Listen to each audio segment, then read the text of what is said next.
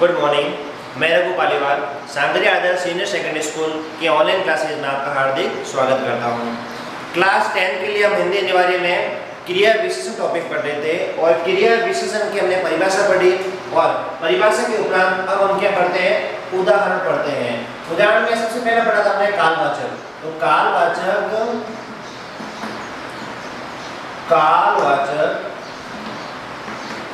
क्रिया विशेषण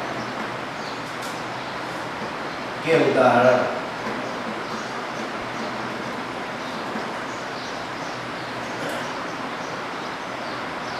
उदाहरण नंबर 1, कालवाचक शब्द जो पढ़े थे, कालवाचक शब्द हमने पढ़े थे और अब पढ़ते हैं हम उदाहरण। आदित्य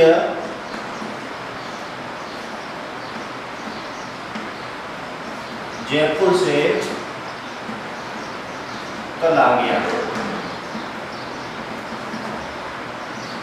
इस वाक्य में जो कल शब्द है, इस वाक्य में ये कल शब्द जो है और आना जो क्रिया है, क्रिया से जस्ट पहले प्रयुक्त हुआ है, तो कल शब्द जो होगा वो कालवाचक क्रिया विशेषण कहलाएगा, क्योंकि यह क्रिया के होने का समय बता रहे हैं कि जो क्रिया जो है वो कब हुई है, क्रिया कब हुई है, तो कल शब्द यहाँ पर क्या कालवाचक क्रिया विशेषण। दूसरा एग्जांपल,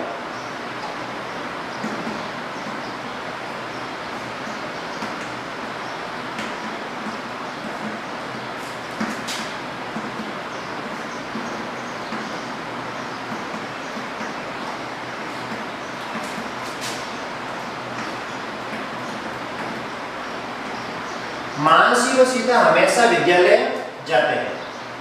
मानसी व सीता हमेशा विद्यालय जाते हैं। तो यहाँ पर हमेशा शब्द जो है क्या बता रहे हैं, समय का बोध करा रहा है। तो हमेशा शब्द क्या होगा, कालवाचक क्रिया विशेषण। तीसरा,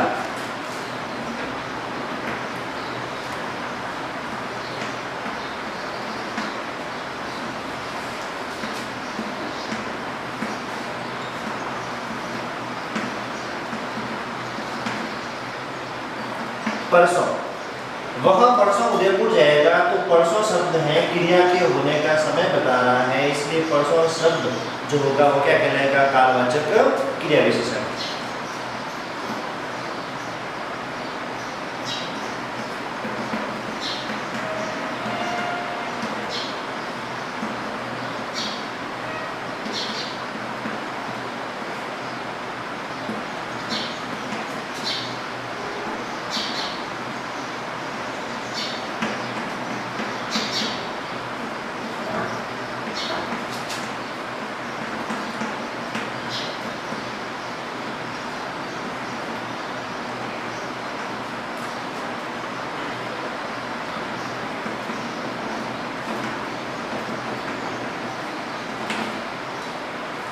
सांगरी विद्यालय में कल शब्द अंग्रेजी की ऑनलाइन क्लास होगी। तो यहाँ पर जो कल शब्द जो होगा वो क्या होगा, समय सूचक है। समय सूचक शब्द जो होगा हमेशा किसमें आएगा, कालवाचक क्रिया विशेषण में।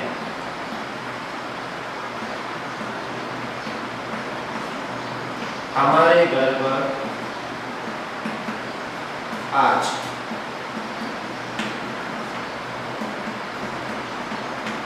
रात्रि जागरण होगा।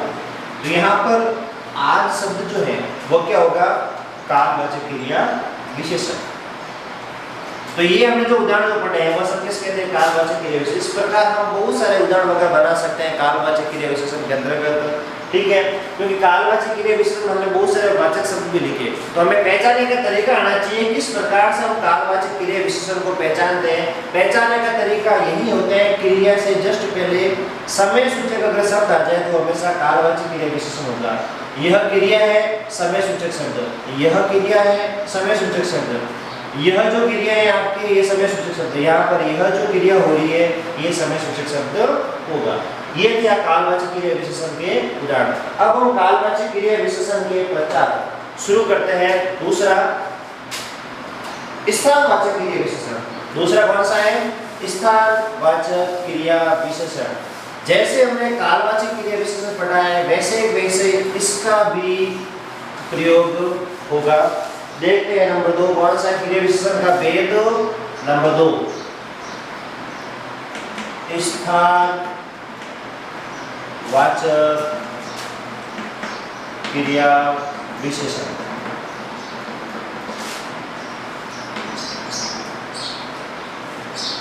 परिभाषा देखते हैं।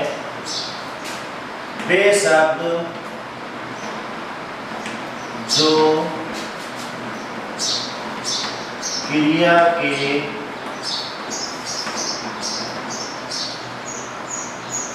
घटित होने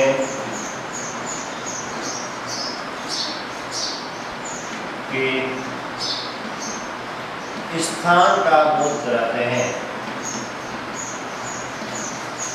स्थान का बोध कराते हैं उसे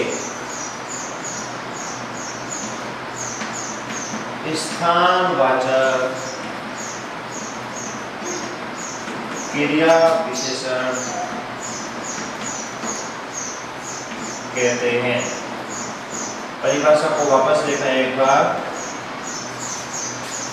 वे शब्द जो क्रिया के घटित होने यानी क्रिया कब घटित हो रही है के स्थान का बोध कराते हैं, यानी कहां पर घटित हो रही है। स्थान का जवाब किससे मिलेगा, कहां से मिलेगा, स्थान का बोध कराते हैं उसे स्थानवाचक क्रिया विशेषण कहते हैं। स्थानवाचक क्रिया विशेषण में हमें जो जवाब मिलता है वो किसका मिलता है, कब का। कब प्रश्न का जवाब जो मिलेगा कहां का, कब का उसमें मिलता है। कहां प्रश्न का जो जवाब मिलेगा हमें किसमें मिलेगा, स्थानवाचक क्रिया विशेषण में। अब प्रमुख स्थान सूचक जो शब्द है, स्थानवाचक शब्द जो है वो कौन कौन से होंगे, जैसे यहाँ है, वहाँ है, इधर है, उधर है, आगे, पीछे, सामने,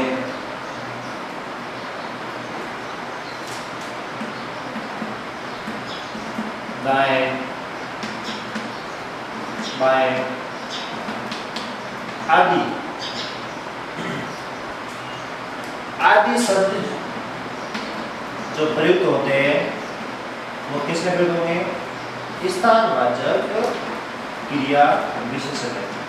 इसके अलावा आगे है, पीछे के अलावा ऊपर है, नीचे है, ये शब्द इसमें प्रयुक्त किए जाते हैं। इसमें स्थानवाचक क्रिया विशेषण जैसे यहाँ है, वहाँ है, इधर, उधर, आगे, पीछे, सामने, दाएं, बाएं, ऊपर, नीचे आदि शब्द जो है, बीच में, मध्य में, ये सभी शब्द जो प्रयुक्त होंगे वो किस में होंगे, स्थानवाचक क्रिया विशेषण में।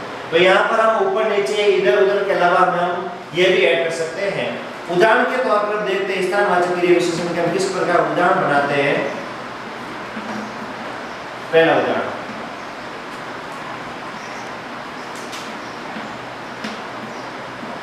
रमेश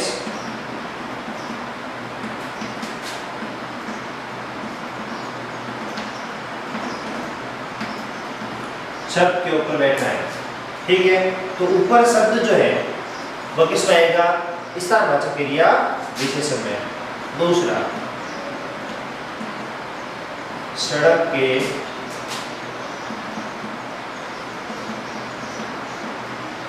बाएं तरफ चलना चाहिए। तो जो बाएं शब्द जो आ रहा है वह क्या होगा, स्थान सूचक होगा, और स्थान सूचक शब्द जो होगा वो हमेशा स्थानवाचक क्रिया विशेषण में आएगा।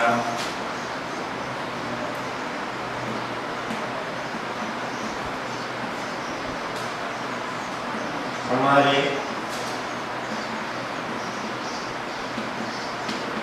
विद्यालय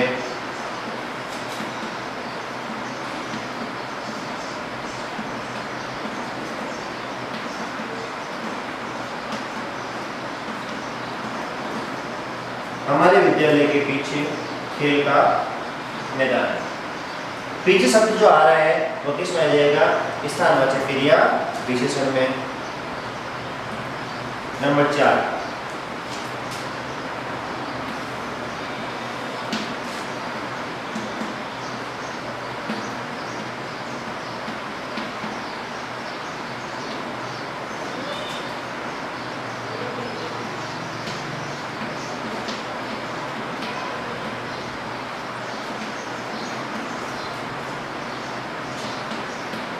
आशा व अलका हमारे सामने ही बैठी है। सामने शब्द जो आ रहा है वो क्या हो जाएगा? स्थान सूचक शब्द।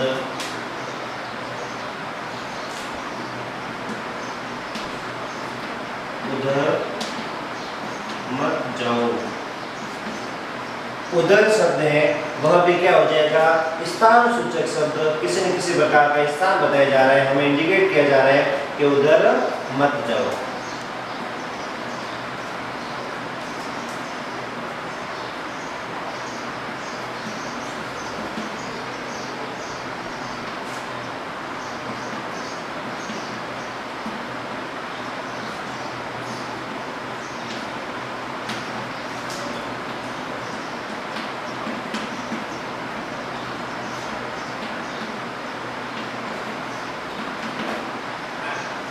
यहाँ शब्द जो है स्थान बता रहा है, यहाँ क्रिकेट मैच का आयोजन हुआ था, तो यहाँ शब्द जो होगा वो किसमें आ जाएगा?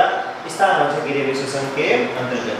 तो ये हमने जो पढ़ा है वो स्थानवाचक क्रिया विशेषण पढ़ा है कि स्थानवाचक क्रिया विशेषण में किस प्रकार के उदाहरणों को हम लेते हैं। स्थानवाचक क्रिया विशेषण और कालवाचक क्रिया विशेषण में अंतर ये होता है, कालवाचक क्रिया विशेषण में क्रिया कब हो रही है समय बताया जाता है, और स्थानवाचक क्रिया विशेषण में क्रिया कहाँ पर हो रही है स्थान बताया जाता है।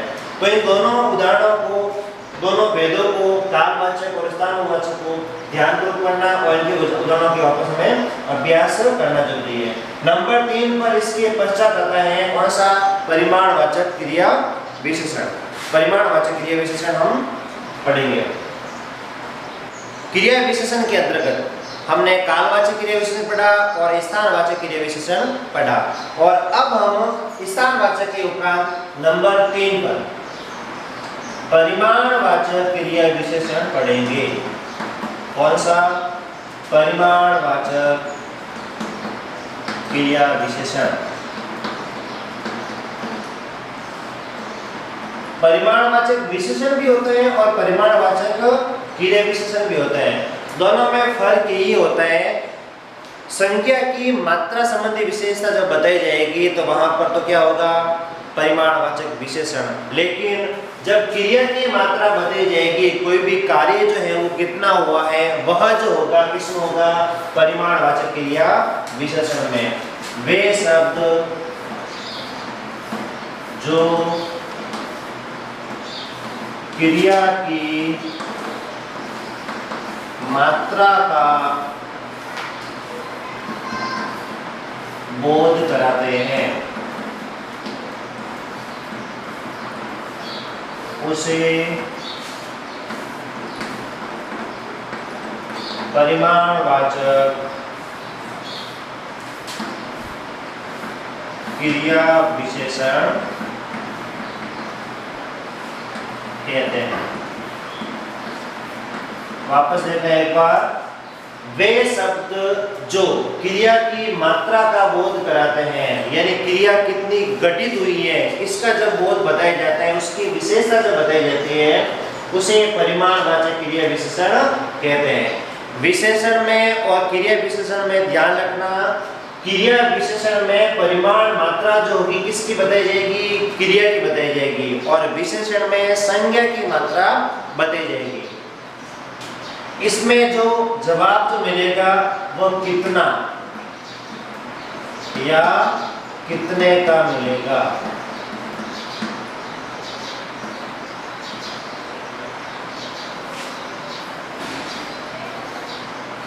परिमाण सूचक शब्द, शब्द वही होंगे जो हमने विशेषण में पढ़ेंगे। थोड़ा है, ज्यादा है, कम है,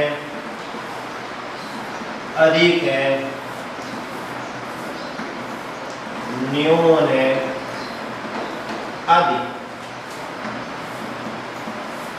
शब्द प्रयुक्त होते हैं। शब्द वही प्रयुक्त होंगे जो विशेषण में प्रयुक्त किएंगे, लेकिन फर्क ये होगा यहाँ पर क्रिया की विशेषता बताई जाएगी और वहां पर संज्ञा की विशेषता बताई गई थी। जब हम इनके उदाहरण देखते हैं तो उदाहरणों में पहला उदाहरण, जग में पानी कम, तो यहाँ पर कम मात्रा बताई जा रही है क्रिया की कि कितना पानी है। कक्षा में आज बच्चे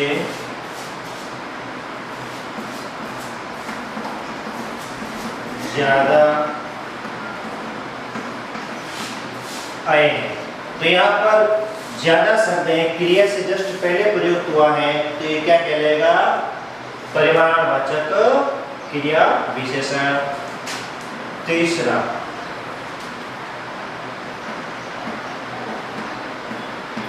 दशहरा मैदान में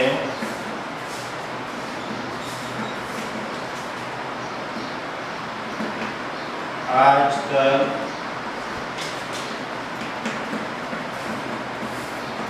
लोगों की भीड़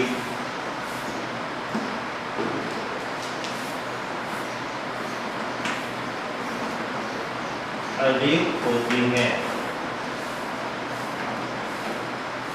दशहरा मैदान में आजकल लोगों की भीड़ अधिक होती है, तो अधिक शब्द जो होगा वो क्रिया की मात्रा बता रहा है कि कितनी भीड़ हो रही है। अधिक शब्द क्रिया से जस्ट पहले प्रयुक्त हुआ है, तो क्रिया विशेषण कौन सा होगा? परिमाणवाचक क्रिया विशेषण।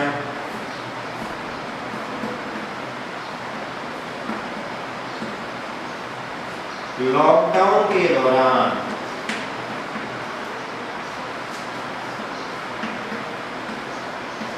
शहरों में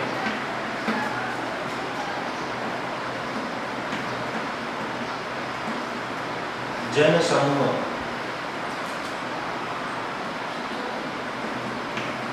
एकत्रित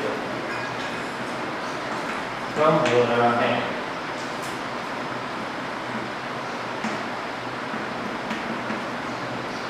लॉकडाउन के दौरान शहरों में जनसमूह एकत्रित कम हो रहा है, तो कम शब्द जो होगा वो क्या होगा?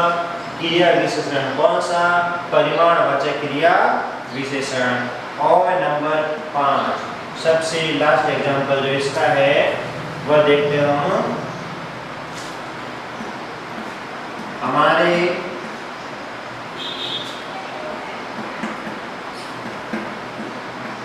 गांव में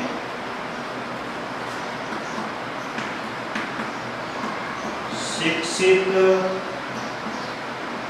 वर्ग की संख्या बहुत कम होती जा रही है, बहुत कम होती जा रही है। हमारे गांव में शिक्षित वर्ग की संख्या बहुत कम होती जा रही है। कम शब्द जो है वह मात्रा को बता रहा है, क्रिया की मात्रा को, क्रिया कितनी हो रही है, कम हो रही है या फिर ज्यादा हो रही है। तो ये हमने पढ़ा है परिमाणवाचक क्रिया विशेषण। परिमाणवाचक क्रिया विशेषण की परिभाषा, परिमाणवाचक क्रिया विशेषण शब्द और उन शब्दों के बाद यह जो उदाहरण है जो क्रिया की मात्रा बता रहे हैं, चाहे कम हो, ज्यादा हो, अधिक है, कम है, कम है, ये सभी शब्द जो है परिमाणवाचक क्रिया विशेषण के उदाहरण के अंतर्गत आएंगे। परिमाणवाचक क्रिया विशेषण के उपरांत नंबर 4 पर आता है रीतिवाचक क्रिया विशेषण, जो क्रिया विशेषण के अंतर्गत सबसे महत्वपूर्ण माना जाता है। क्रिया विशेषण के अंतर्गत सबसे महत्वपूर्ण जो माना जाता है वो कौन सा है? नंबर 4 का रीतिवाचक क्रिया विशेषण। सबसे आसान भी है और सबसे अलग भी है। तो नंबर 4 पर हम देखते हैं क्रिया विशेषण का भेद, रीतिवाचक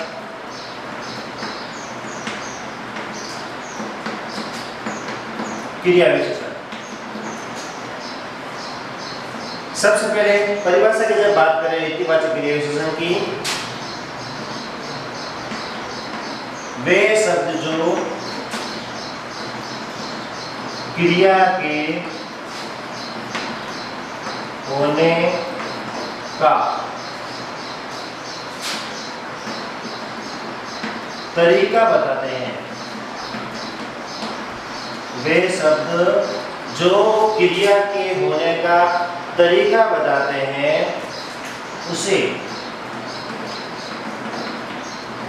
रीतिवाचक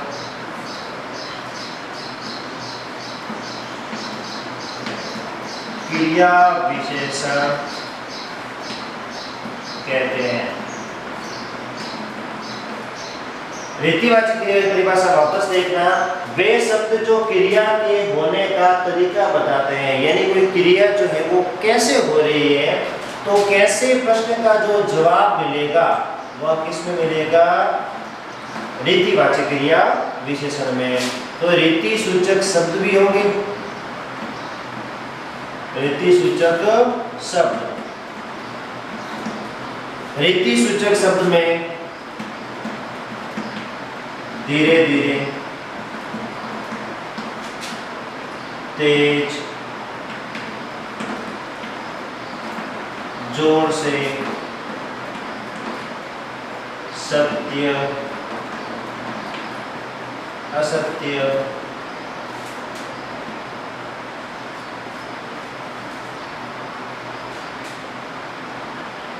धीरे धीरे है, तेज है, जोर से है, सत्य है, असत्य है। ठीक है, आदि शब्द प्रयुक्त होते हैं। जैसे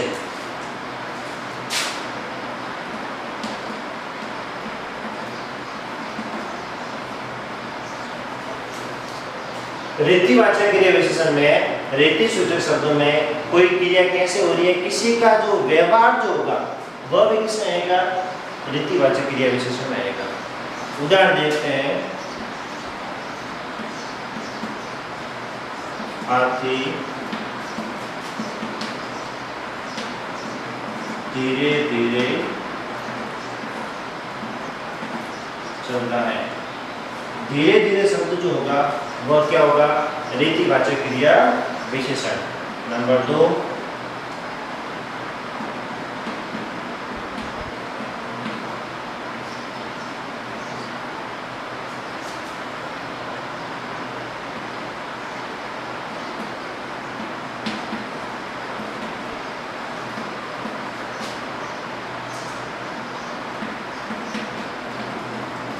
कछुआ बहुत धीरे चलता है। यहाँ पर भी धीरे शब्द जो होगा क्या होगा? रीतिवाचक क्रिया विशेषण। नंबर 3, घोड़ा तेज दौड़ता है।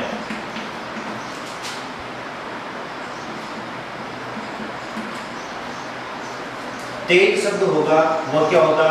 रीतिवाचक क्रिया विशेषण। नंबर 4,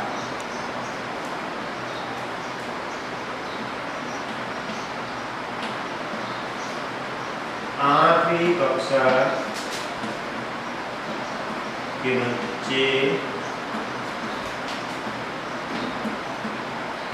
जोर से चिल्ला रहे हैं।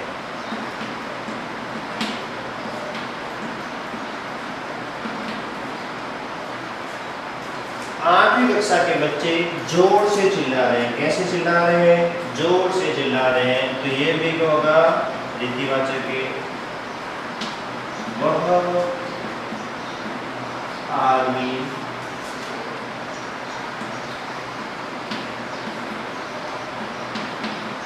झूठा है, वह आदमी झूठा है। इस उदाहरण को हम ऐसे भी लिख सकते हैं, वह आदमी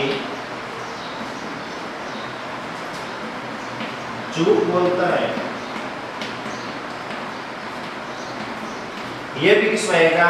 रीतिवाचक क्रिया विशेषण में। वह आदमी झूठा है या वह आदमी झूठ बोलता है, दोनों सेंटेंस अपनी अपनी जगह पर बिल्कुल सही है। इसी उदाहरण को हम झूठ की जगह दूसरी बात लिख सकते हैं, ये झूठा और झूठवट दोनों बिल्कुल सही है, दोनों रीतिवाचक है। वह आदमी कैसा है? झूठा है। वह आदमी कैसे बोलता है? वह आदमी झूठ बोलता है। लास्ट एग्जांपल है,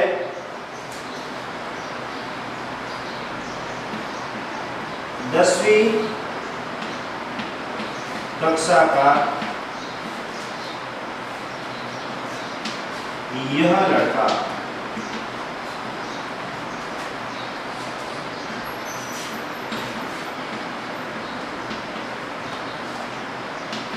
होशियार है। ये होशियार शब्द जो होगा वह किसमें आएगा? रीतिवाचक क्रिया विशेषण में आएगा। तो यह विशेषण के अंतर्गत भी है और क्रिया विशेषण के अंतर्गत भी आएगा।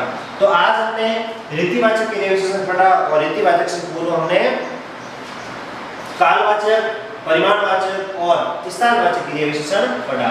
तो रीतिवाचक क्रिया विशेषण सबसे महत्वपूर्ण कहा था मैंने आपको। सब विशेषणों की तुलना में रीतिवाचक क्रिया विशेषण सबसे एग्जाम्पल जो बढ़िया बनते हैं, किसके बनते हैं? रीतिवाचक क्रिया विशेषण के बनते हैं, चाहे वाचक शब्द की बात करें चाहे गणना की बात करें। तो आज हमने क्रिया विशेषण टॉपिक जो है कंप्लीटली पूरा किया है। तो कल हम नेक्स्ट क्लास में एक नए टॉपिक के साथ आपके सामने आएंगे। आज की क्लास हम यहीं तक रखते हैं।